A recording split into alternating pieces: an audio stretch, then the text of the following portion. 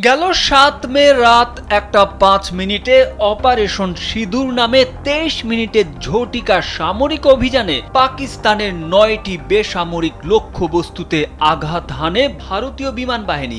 এতে ব্যবহৃত হয় ফ্রান্সের তৈরি দাসো রাফায়েল যুদ্ধ বিমান, যা বহন করছিল দূরপাল্লার ক্রুজ ক্ষেপণাস্ত্র স্কাল্প ইজি স্টর্ম শ্যাডো। এরপর পাকিস্তানের বিমান বাহিনী পাল্টা হামলা শুরু করে।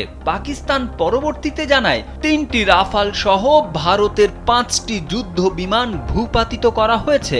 এ ব্যাপারে প্রশ্ন করা হলে বিষয়টি স্বীকার করেননি ভারতের বিমান বাহিনী। তারা বলছে ক্ষয়ক্ষতি যুদ্ধের অংশ, তবে অপারেশন সিঁদুরে অংশ নেওয়া তাদের সব পাইলট ফিরে এসেছে। ভারতীয় বিমান বাহিনীর কর্মকর্তা এয়ার মার্শাল একে ভারতী রোববার সংবাদ সম্মেলনে বলেছেন, বিমান ধ্বংস হওয়ার ব্যাপারে আমরা মন্তব্য করতে চাই না, কারণ আমরা এখনো যুদ্ধ পরিস্থিতিতে আছি। এ ব্যাপারে তথ্য জানালে এটি শত্রুদের জন্য সুবিধা হবে।